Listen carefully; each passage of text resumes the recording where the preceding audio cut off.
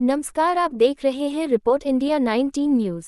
आज पुटकी के Coke plant में भारत मुक्ति मोर्चा, राष्ट्रीय पिछड़ा वर्ग मोर्चा, बहुजन क्रांति मोर्चा, राष्ट्रीय मुस्लिम मोर्चा, राष्ट्रीय परिवर्तन मोर्चा, बुद्धिस्ट इंटरनेशनल नेटवर्क एवं राष्ट्रीय आदिवासी एकता परिषद के तत्वाधान में 1 जुलाई 2025 को भारत बंद की तैयारी के अंतर्गत मूल निवासी बहुजन समाज जोड़ो यात्रा झारखंड एवं मूल निवासी महापुरुषों की सामूहिक जन्म जयंती के अंतर्गत एक विशाल जनसभा का आयोजन किया गया, जिसमें उक्त विशाल जनसभा की अध्यक्षता मूल निवासी नायक वामन मेश्राम ने किया। जनसभा का संचालन गोपाल रजक, जिलाध्यक्ष भारत मुक्ति मोर्चा धनबाद के द्वारा किया गया। आंदोलन की तैयारी 6 विषयों पर चर्चा की गई। वहीं जम्मू एवं कश्मीर में जो घटना घटी उस पर 2 मिनट का मौन धारण भी किया गया। पुटकी से तबरेज की रिपोर्ट।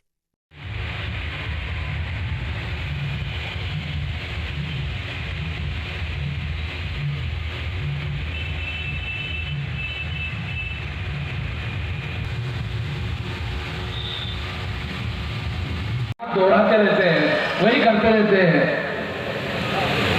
तो इससे हम अपना नुकसान करते हैं, आने वाली नस्लों का नुकसान करते हैं, आने वाली पीढ़ियों का नुकसान करते हैं। तो हम लोगों को सतर्क रहना चाहिए। उनके पास मीडिया है, उनके पास अखबार है, उनके पास टीवी है और उस पर सारी खबरें दिन भर आप देखते रहते हो, उनकी चर्चा चलती रहती है और उनकी चर्चा में आप लोग मेंटली इन्वॉल्व हो जाते हो और इस तरह से उनमें से किसी एक दुश्मन को अपना हुक्मरान बनाते हो, अपने देश को चलाने की जिम्मेदारी सौंप देते हो। और ये बात दुश्मन कैसे बोल रहे मालूम है जी, ये आने वाले 1000 साल में मुसलमान बहुसंख्यक हो जाएंगे और तुम्हारे ऊपर राज करेंगे। कितने साल में? कितने साल में? 1000 साल में। 1000 साल में। जी। 1000 साल की चिंता कर रहे हैं, ये जिंदा ही नहीं रहेगा। तो ये सोचने समझने की क्षमता डेवलप करना होगा ओबीसी के अंदर। ऐसा नहीं कि ओबीसी के लोगों को समझ नहीं आता, जी, मगर उसको समझाने वाले लोग अनुसूचित जाति के लोग बोलते हम क्यों समझा, जी, बीजेपी के लोग बोलते तुम हिंदू हो, जी, वो ब्राह्मणों के लिए समझा रहे, जी। तो उनको समझाने वाला ही कोई नहीं है। सर, जम्मू एंड कश्मीर जी। में जो अभी घटना घटी है उसके बारे में क्या कहेंगे? तो मैंने कह दिया, वहाँ तो बोल दिया। वहाँ पर जो घटना घटित हुई, आरएसएस और भाजपा के लोगों ने नैरेटिव चलाया हिंदू मुसलमान का। उन्होंने लोगों के नाम पूछे, तो नाम पूछते ही उनको कुछ समझ में आया तो हिंदू है, और हिंदू हो सुनते ही उनको गोलियों से मार दिया। उनको कोई अपराधी नहीं था, तो इनोसेंट लोग थे। ये जो भाजपा और आरएसएस के लोगों ने जो हिंदू मुसलमान का नैरेटिव चलाया ना, उसकी वजह से हुआ। क्या लगता है सर आपको कि जातिवाद भारत में खत्म होगा? अगर नहीं होगा तो फिर तो मैं फुले शव अम्बेडकर को मानने की बेहमत क्यों लूं?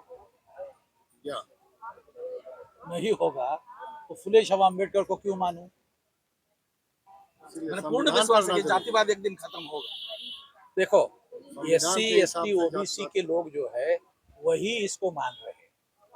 जिस दिन इसके बहुसंख्य लोगों ने मानना बंद कर दिया और सेंट्रल गवर्नमेंट अगर इन लोगों के कब्जे में आया तो जातिवाद का निर्माण करने वाले लोगों के पिछवाड़े पे लात मारा जा सकता। उसको जिंदा रखे हुए ना, एक तो ब्राह्मण जिंदा रखे हुए हैं, एक हम भी जिंदा रखे हुए उसको। हम जो जाति व्यवस्था के पीड़ित है, हम जाति के बाहर अपने बेटे बेटियों की शादी करने के लिए तैयार नहीं। मान लो हमारी बेटी या बेटे की शादी जाति के बाहर हो गई, जानवर पैदा होगा, इंसान ही होगा ना। इतना सा हम लोगों को समझ में नहीं आता, हम भी वही फॉलो कर रहे हैं। सर, क्या लगता है कि ब्राह्मणवाद का देश में कब्जा है क्या? उन्हीं का तो कब्जा है। कांग्रेस किसका है? कांग्रेस तो ब्राह्मणों ने बनाया। बीजेपी किसमें आना है? ब्राह्मणों ने बनाया। तो एक ब्राह्मण की सरकार जाती, दूसरे ब्राह्मण की आती, और ब्राह्मण के नाम पर वोट नहीं मांगता। कांग्रेस जब मानती है तो बोलते सेकुलर के नाम पर दो, और बीजेपी मानती है तो बोलते हिंदू के नाम पर दो। दोनों लोग हमारे लोगों को बेवकूफ बनाते, वोट लेते हैं और अपनी सरकार बनाते, ब्राह्मण का राज चलाते हैं। तो सर, अपना संगठन कैसे कैसे आप क्या करेंगे बताइए? अरे हमने तो 85% लोगों का संगठन बनाया हुआ है, हमने संगठन बनाया हुआ है और 625 जिलों में और 32 राज्यों में फैलाया वो बड़ा संगठन है। और 2030 तक 6 लाख गांव का और 15 लाख बूथ का संगठन खड़ा करने के लिए ये काम कर रहे हैं। जिस दिन ये 15 लाख बूथ का हो जाएगा ना, फिर तो हमारी ताकत होगी। सर प्रस्तावित 1 जुलाई